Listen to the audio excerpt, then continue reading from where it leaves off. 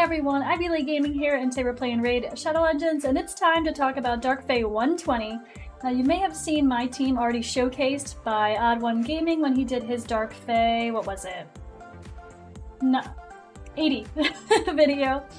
But I wanted to show that it does work on 120 and it's pretty darn reliable. Now, this is definitely something that can fail. It's not 100%, but we're going to talk about that as we get into it. So first I'm going to show you my team here. Let's take a look at my AI settings. Super simple.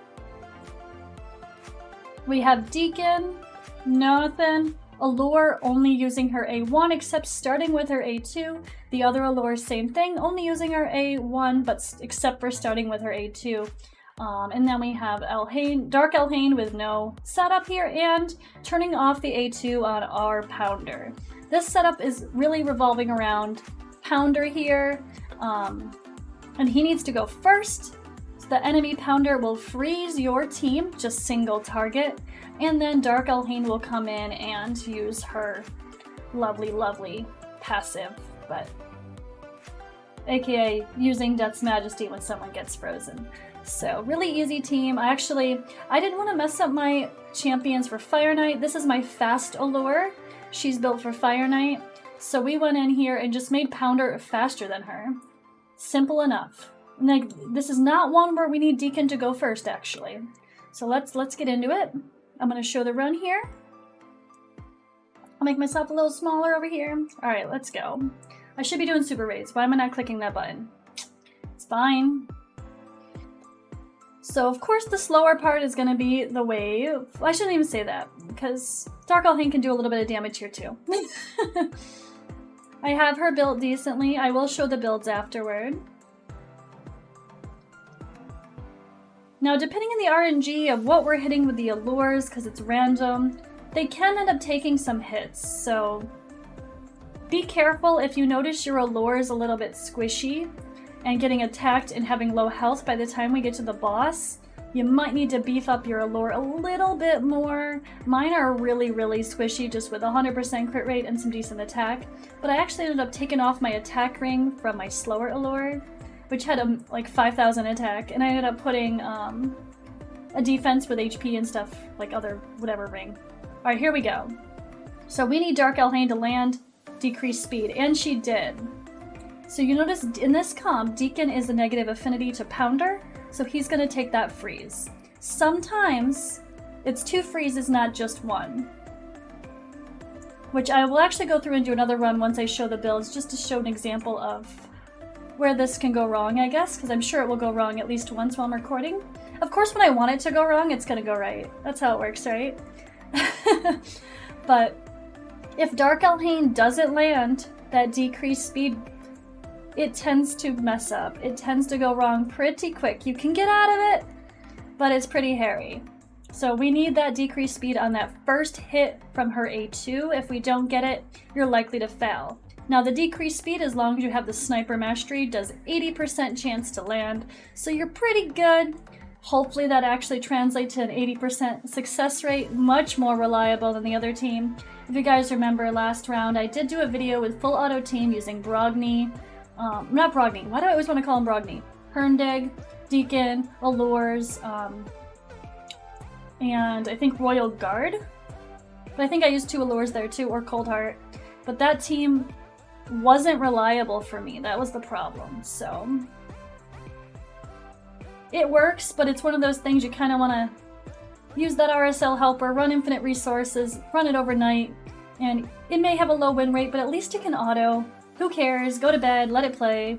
Not a big deal, but this one is so much more reliable. Having 2 Allures I really think is key though. I know that I think Odd1 tried the same team using Cold Heart and it just wasn't working. He really needs that second Allure. It worked for 80 but did not work for 120. One thing to also point out here, you'll see this decrease attack debuff here. I actually don't have my Pounder built with much accuracy because it really doesn't matter. He just needs to land it on the enemy, the freeze, really. But if things do go wrong, having this decrease attack debuff up here on the boss could really come in handy. So if you want to build your pounder with enough accuracy to land, like, you know, like closer to 350 accuracy to land it on the Dark Fae in that first hit, it might come in handy. But to be fair, if it's going to fall apart, it's probably going to fall apart quickly, and you're probably just screwed anyway. So don't think it's necessary, but it might help. It might help. So here we go. It is a little bit slow, but not really. Not for farming 120 boss. I mean, I don't farm in the other 120 bosses, so I don't even have anything to really compare to, do I? It's about, I mean, my Scarab King 100 with Urost is about 100. With Scarab King 100 is about 3 minutes and 30 seconds or so, I think. So this is just a little bit slower than that. Not bad at all for a 120 boss, and this gear is so good. The gear is really good. Who doesn't want Savage gear with extra crit rate? I feel like I'm never gonna have enough Savage gear, honestly.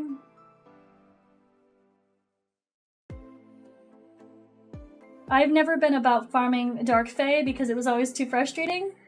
Last time I tried it, and I didn't mind doing it with that other team, but their unreliability was what made me stop. And then we got this now. We have this now of Pounder. I've seen the Pounder Dark Elhain team mentioned quite a bit, but there's actually not a lot of videos on it, I'm surprised. So there we have it. Super easy, way more reliable than some of the other comps, sadly, because you need 2 allures. That's the hard part. But I mean, all things considered, guys, no Legos, right? No Legos, 2 allures, a rare, a free champion.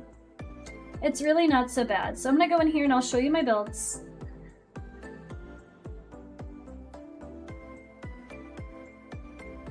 We have Dark Elhain and Cruel. Good attack, 100% crit rate, enough accuracy to land that freeze. Actually, well, it doesn't really matter about her freezing. The waves, it helps, you know, it helps if she could actually not land the freeze. Blah. Sorry, land the decreased speed debuff, which we need, which is triggered after our team gets frozen. Apologize. And here we have War Master Mastery down here behind my body. I didn't finish her masteries, didn't really need to. Although I guess this would help here to have the decreased speed have a chance to last longer, so I'll probably finish those and add on Master Hexer, but you really want that Sniper to have her A2 have a higher chance to land the decreased speed debuff. My Allures, I think they both have the same masteries, yeah. We're down to Giant Slayer behind me. Woot. Easy peasy. And then Allure number 1. Actually, this is Allure number 1. She's my fast Allure. Enough accuracy to land, 100% crit rate, and then whatever I can get on attack. This Allure I actually swapped out. She had 5,000 attack, but she was even squishier than she already is right now. She was at like 1,300 defense, and when she actually got that frozen from the Pounder, sometimes that frozen that goes to Deacon, the freeze, sorry, that goes to Deacon, sometimes that goes to 2 people, and she got 1 shot and was out, and it was done. So we don't want that to happen. She needed a little bit more life. And yeah, 350. Again, accuracy here, 100% crit rate, blah, blah, blah. And then we have Deacon, who I made squishier on purpose because he's pretty easy to build tanky. I have him in a stun set for other content. I did actually change my Deacon's masteries to be War Master now, down here behind me as well, just for the sake, because this is the only, I realize this is really only where I use him now. My Faction Wars is plenty fast with or without him in, I don't really need his fearsome presence to help the stun set land. I do okay because we got Astralon and other people in there. So I changed his masteries. Oops, did I show this? Yeah. I was going for higher crit rate just because, why the hell not, for the boss to help make it be a little bit faster, but really, I just didn't want him to be too tough, so I actually took him out of HP percentage gloves and just put him in some crit rate gloves. He was too tough. I think I'm an accuracy chest. And then last but not least is Pounder. He is the key to all of this.